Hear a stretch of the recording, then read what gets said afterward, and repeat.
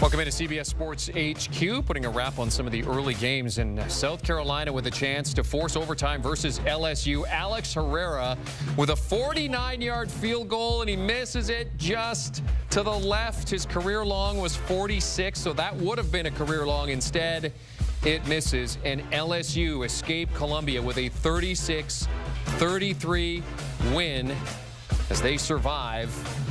To edge out South Carolina, they improve to 2-1.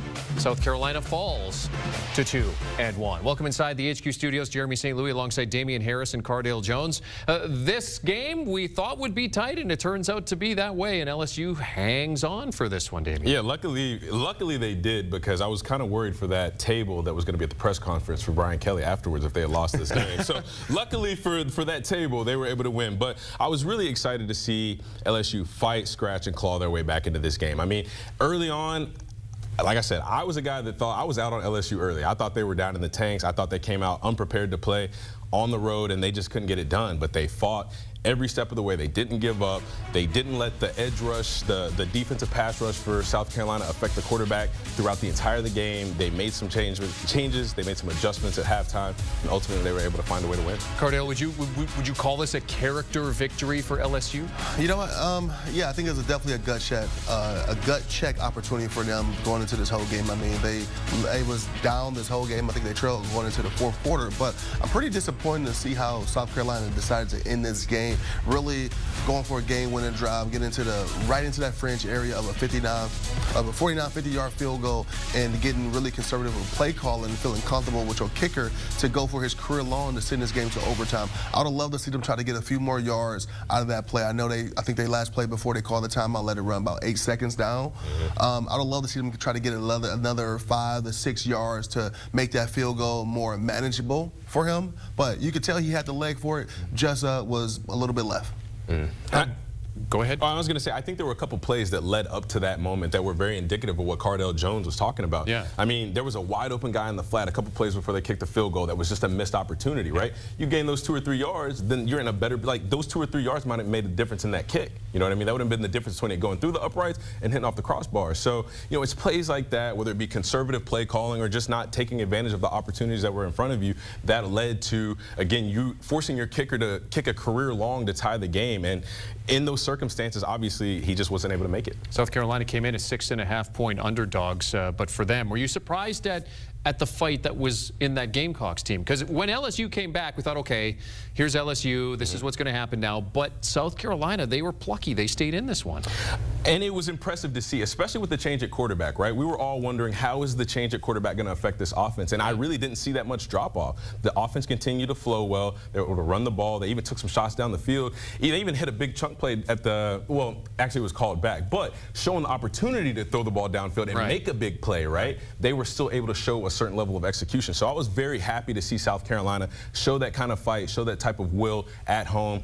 And unfortunately, there's got to be a team that wins and a team that loses. And unfortunately, South Carolina was on the losing end. You know, at halftime, I said, you know, with the injuries due to Sellers, was curious to see, you know, I didn't think they would lose a step in the run game with Ash being just as capable enough to do it in a run game with a two-headed monster back there with a quarterback and a running back. But the shots downfield were my concerns. And we saw one big play was called back, but the lack of confidence in him to really make those plays, especially in the game-winning drive. I know he made a great play, escaping the pocket, hitting the guy on the curl, and then I know he made some guys miss. Add some yak to those receiving yards. But at the end of the day, once you become one-dimensional, it's hard to win games like that. Yeah. So now for LSU, they've got UCLA coming up next, obviously feeling much better about things with UCLA coming in. Definitely. And this is a game where, again, I talk about this all the time. Regardless of the team, regardless of the situation, LSU has the opportunity to go 1-0. What is their hopes? To get in the playoffs, make a run, and hopefully play for a national championship. They went 1-0 against South Carolina. Now if they go 1-0 again next week, they're just going to keep improving their chances of making that playoff run and hopefully getting a championship at the end of the season. And when you look at this schedule, I mean, it's playoff hopes still alive here? I think it's tough. I think this Ole Miss game is going to be the deciding factor, truly. Because I can see them losing to Alabama, being a 2-loss team, and still potentially make it into the playoffs. They lose this game against Ole Miss, I don't see a 3-loss SEC team making it into the 12-team playoff. Yeah, I mean, that's a great point. I mean, I don't think you're going to see a 3-loss non-conference championship team who's going to make the playoffs, but this SEC conference is loaded with talent. I mean, you look at, they have 4 to 5 next ranked opponents throughout the week, throughout the year, if things goes as planned for these other teams. So I can see them definitely making a strong bid for it, but with 3 losses, you almost automatically eliminating yourself. LSU on the cusp of a top 10 in the AP poll, do you think, or still sitting in that 10 to 15 range? I'm going to still go with the 10 to 15 range. I would love them to see, you know, I mean, they haven't beat a ranked opponent yet, but you can't deny they're a top 20 team in this country, but I'm like them right in that kind of that 12 to 16 range what they are right now. Yeah, and I'm with Cardale because, again, this is a big win for LSU, but I feel like we still didn't see what we needed to see from LSU. I feel like we haven't seen that all year. So until they do come out and prove that they are that team that, you know, fringe 10, 9, maybe even 8 kind of team, I think the level that they're playing at right now is very indicative of like a top 10, top 15 team, not necessarily like a top 8 team. We know who LSU want to be. We know what this program wants to be, competing for national championships. As guys who did that, right? For a win like this, that's scrappy, that, you know, takes a little bit of, Cardale, as you said, a gut check, though. You have to think that you're almost there, though, right? Well, yeah, they're definitely knocking on the door. I mean, they've won, and we're not sitting here talking about them in a breath like they lost or like we're a disappointment today. Right. We're not having the same conversation we're having about FSU right now. So I think they're right on the door. I think that they have the tools, they have the resources, they have the foundation, they have the structure of their program to get to where they want to go. They just need to make some small tweaks, some small adjustments, I think, to make them a little bit better and make them, again, what we all expect to see.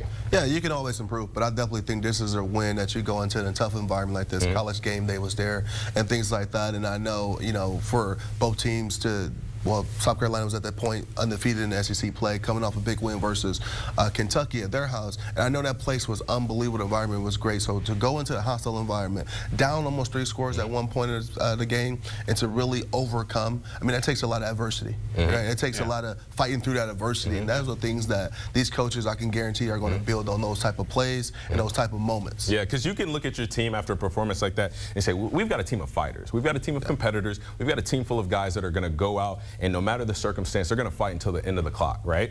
Now, let's get a little bit more efficient in the run game. Let's improve that a little bit. Let's take a little bit of pressure off Nussmeier. Let's do this. Let's do a little bit of this in the pass game, right? I don't know what that's going to be. I'm not Brian Kelly. I'm not this coaching staff. I'm not here to tell them exactly what they need to do better. But again, you have a team full of fighters, a team full of competitors, a team full of warriors that you can look in the face and say, okay, if we just improve these couple things, like you see, we just came off a very, very, very tough road win against a good team in a hostile environment. And we didn't play our best. There's a lot of things, X's and O's wise, that we can improve on, but we still just found a way to win the game. Like, there's an element to that, just finding a way to win. It wasn't pretty. It wasn't smooth. They just found a way. So, again, now once you get back to the X's and O's, you can tell, like, okay, we can do this a little bit better. We can do this a little bit better. That's an easy foundation to build off of. What's that saying? Good teams know how to win ugly. That's right. That's right. You got to find a way. Good win today for LSU, 36-33 over South Carolina, with UCLA coming up next week as we take a look at the box score again. South Carolina, they took it right down to the wire. Alex Herrera's missed field goal at the end. It could have sent this game to overtime, but as it stands now, Gamecocks fall to 2-1. LSU improves to 2-1 with a 36-33 win.